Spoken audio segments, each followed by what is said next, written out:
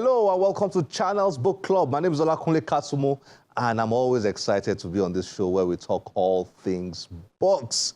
Now, how many books have you read this year? If you drew up a reading list in January, how many of them have you ticked off? I know we're also busy. I know Nigeria has so many challenges. We're thinking of power and diesel and the economy and the exchange rates and all sorts of things. So at times it can be very hard to sit down and read, but that's what we must do because reading is what changes the way we think. And when we change the way we think, we can change the situations of our lives. That is very, very true. Reading is powerful. Knowledge is power. Now, how do you move from a storeroom to a boardroom?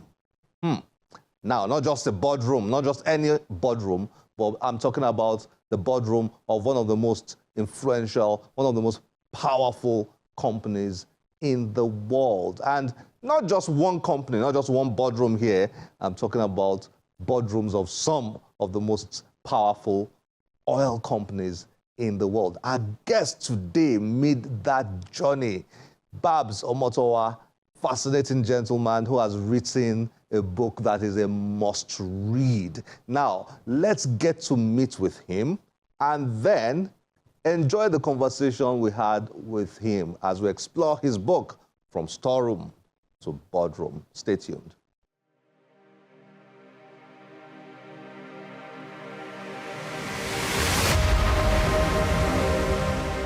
Babs Omotowa is a former executive director of Shell Petroleum Development Company, original vice president in Shell Africa, a member of Shell's global upstream leadership, and a global vice president at Hague. Omotowa is also a former MD CEO of Nigeria LNG. He was also a non-executive director of West African Gas Pipeline Company, a Nigeria Economic Summit Group between 2009 and 2016. Omotowa is an alumnus of the University of Ilorin, Nigeria, University of Leicester, UK, Harvard University, USA, IBM Black Belt, Six Sigma UK, IMD Switzerland, and INSEAD France. He joins Channels Book Club to discuss his book, From Storeroom to Boardroom. Babs Omotowa, nice to have you on Channels Book Club.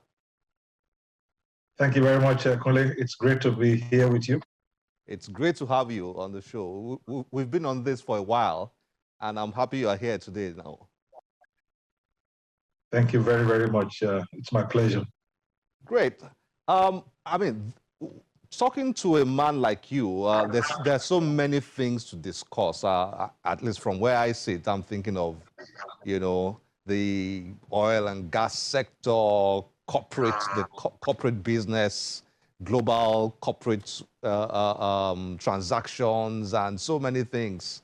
But reading your memoir, not an autobiography, reading your memoir, and oftentimes when I read memoirs and autobiographies, I tend to focus on the small details. For example, I'm asking myself, what shaped this man?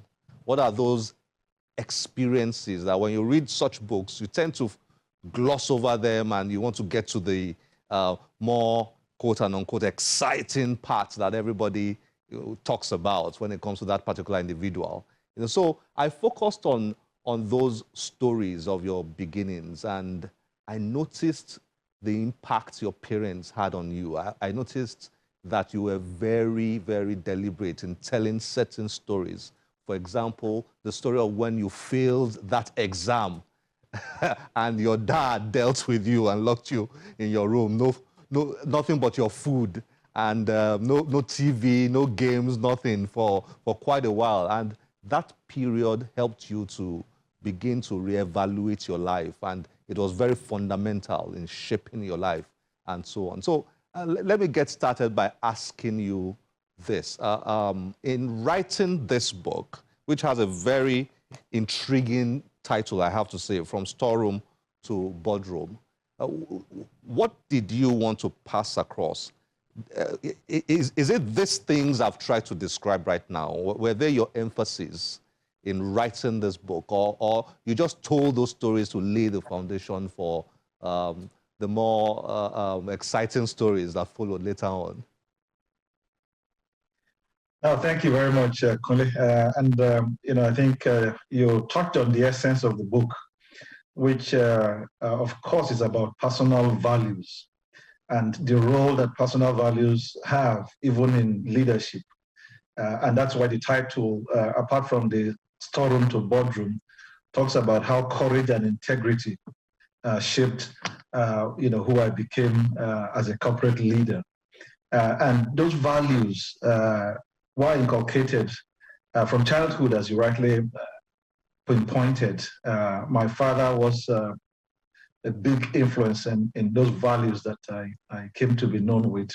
Hard work, excellence, integrity, courage, those sort of values that parents inculcate in children at a young age define them in the future. And I think part of why I shared those early beginnings was to encourage parents, but also encourage even those who may not have such parents that I have to look out for, role models who can help shape their values very early on. Because as you go through life, you will be faced with various challenges. And it is those values that help you to navigate some of the difficulties, but also help you to achieve some of the successes. And so, in my own experience, working throughout my time in Shell, in NLNG, and even beyond, those values have really kept me not only grounded, but have helped me to succeed in many areas. And you will find as I share a lot of my experiences in the book, that I always went back to the values that define me and how those values came to help me navigate. I always say that in Nigeria or in developing countries as a whole, leadership can be different from how it is in a developed country. For example, in a developed country, a CEO will spend most of his time, 90%, if not more, on value creating activities. But in some of the developing countries, CEOs actually spend more than 50% of their time just defending value and minimizing the erosion of value from the organization. So having core values help you to navigate those sort of challenges. And as a result, what the real essence of the book. Okay, for viewers out there who are very curious, who are wondering what is this book about, can you summarize it? And then I would like to hear a little bit of the story behind the book. It's one of my favorite questions when I speak to authors. What's the story behind the book? Because there's always a story behind every book. Thank you.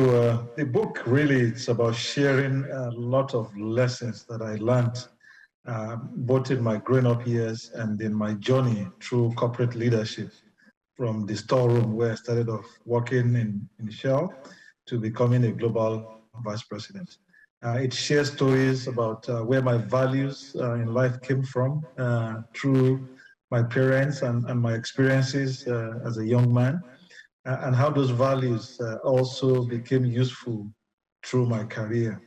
It basically shows to readers just what's possible, how the sky can be your limit, or even you could go beyond if you have some core values: hard work, excellence, courage, integrity, in my own case.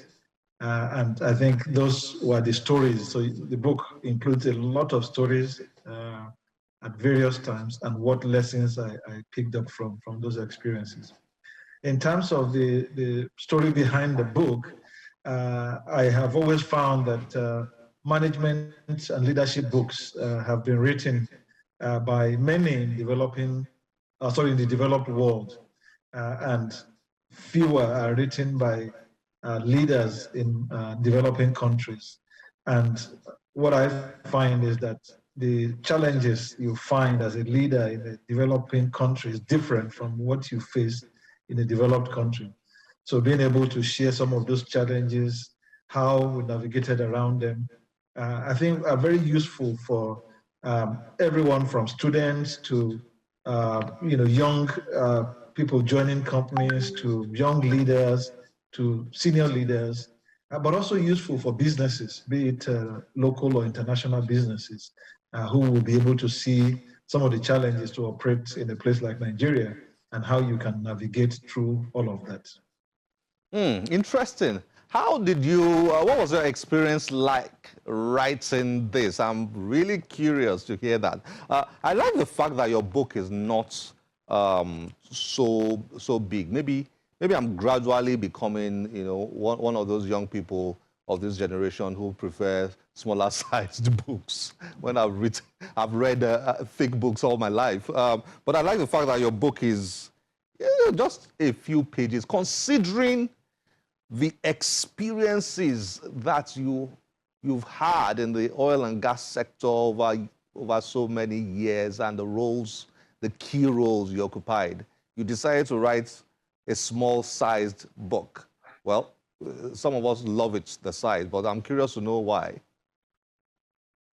Indeed, as you said, I'm one for brevity, and as I was writing the book and editing through the process, it was important for me that the book focused on the essence. One can, spend a huge amount of book pages writing on an aspect, but I think if you write very easily and you don't make it very complicated stories, and also leave the audience to draw out some of the lessons themselves, don't try and cover everything. Because people will be able to read between the lines and cover that.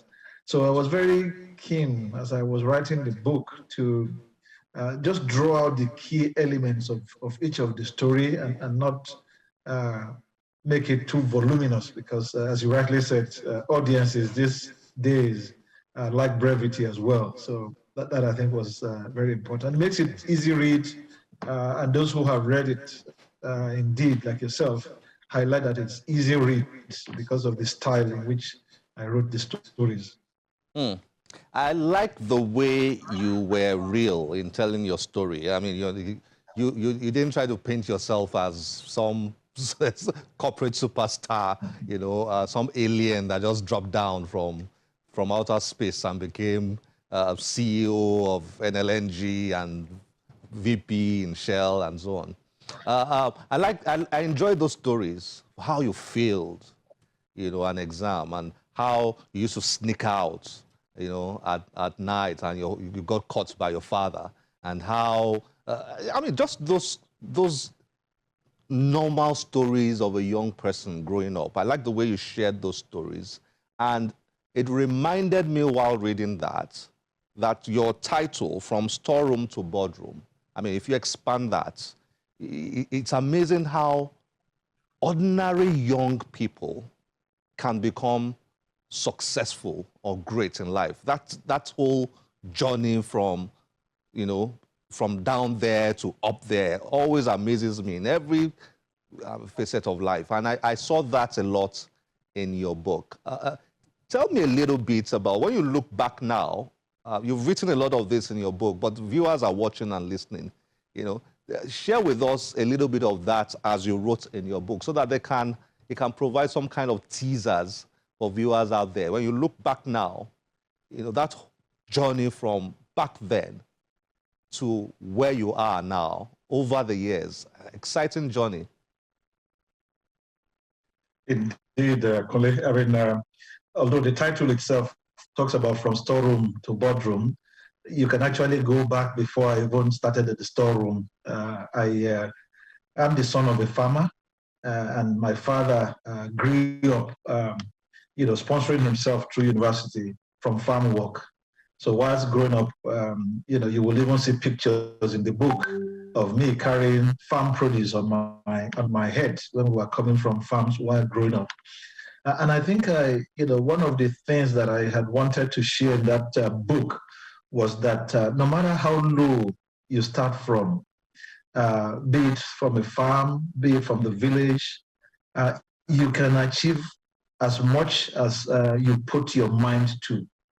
The sky is your limit, and you should not be discouraged by where you start from. We don't choose where we start from in life, but in reality, I find that when you start from a very low level, you are even sometimes much more grounded. You get lots of lessons from those very low levels that really make you a lot more, I think, strong when you actually then face challenges in the future.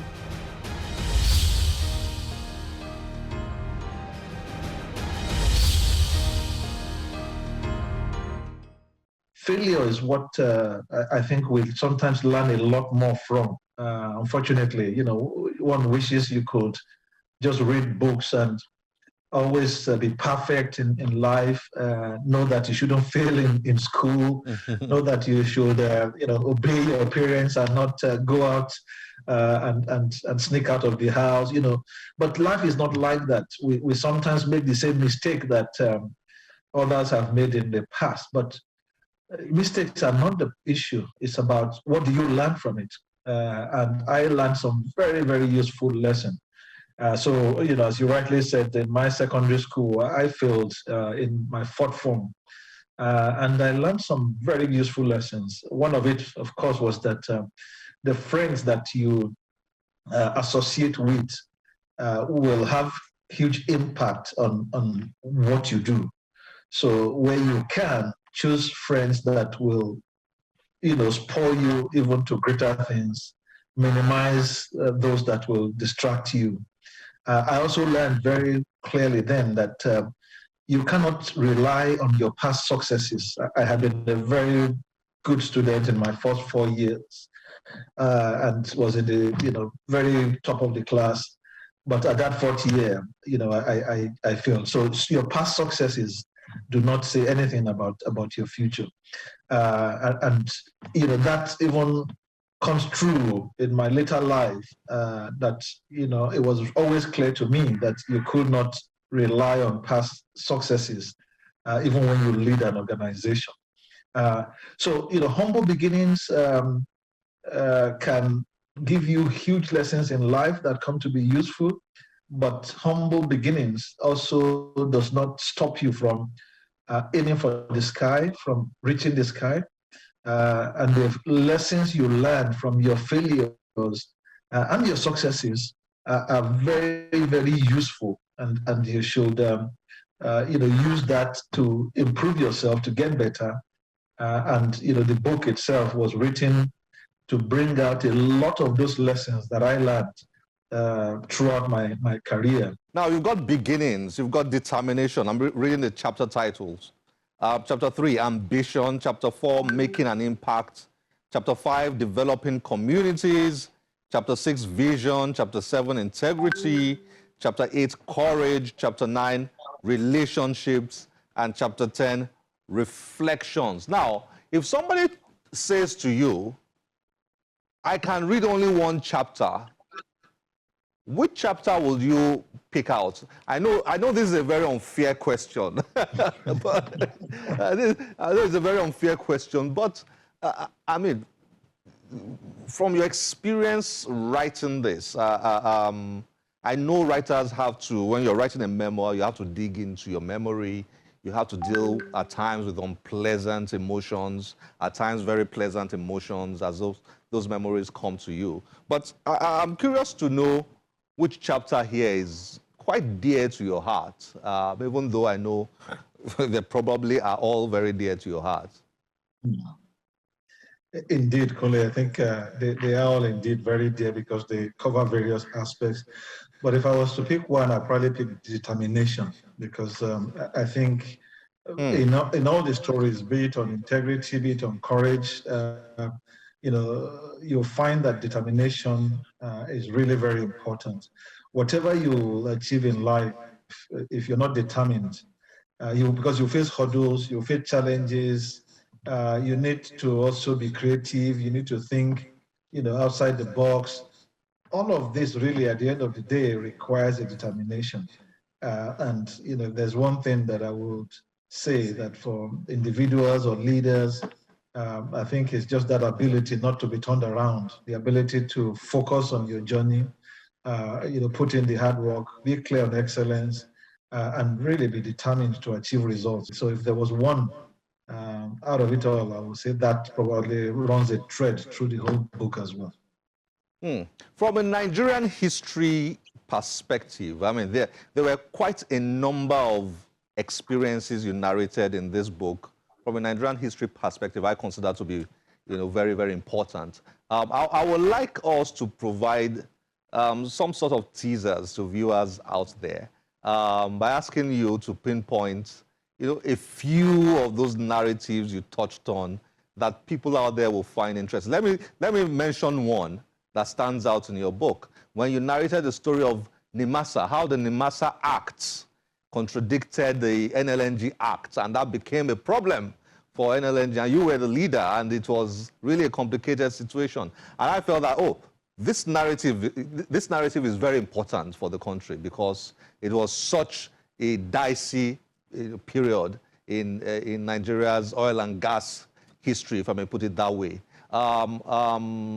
So are there other experiences like that you want to point out? Just mention one or two, three, four, that a viewer out there will wonder, will salivate, if I may use the expression, over. Indeed, and I think the NIMASA one was, of course, a very topical one, as you mentioned. And there was also, of course, the whole issue with the NDDC as well, in terms of legislation and how the NLNG Act, the National Assembly also spent time trying to see how best to resolve the issue around that. There were also stories around community development in the Niger Delta, the challenges that we faced in the Niger Delta, and the efforts that went into developing community, but also some of the lessons of why it has been difficult in some cases to achieve as much result. There are also stories there around just the whole issues around environmental issues, the bigger things on climate change, but also on environmental pollution in the Niger Delta as well. There are stories, of course, in various other elements, be it the story about the what was called the bailout fund, where we provided over 2 billion to the new government, and the stories around the difficulties that we had to deal with government before that time as well. So there are stories of some very challenging times and dilemmas because they're not straight answers, and what challenges leaders face in such situation. How I went through some of that. Lessons learned for me as well, because through some of these experiences, you also learn, you become better, you become someone that can utilize those lessons to do things differently. But there were a number of very national issues that, and even international issues that were covered, but they were covered from the perspective of what were the lessons learned. They were not covered from the perspective of trying to say, who did what or did not do what, whilst you read about that, but it was more about what lessons did I learn, and how will those lessons be useful for me as an individual, but also for readers if they were in such similar situations in the future. I have a feeling that you are still coming up with another book that would detail all those. Thank you very much for joining us on Channels Book Club. It's been an absolute pleasure speaking with you. Thank you very much, Colin.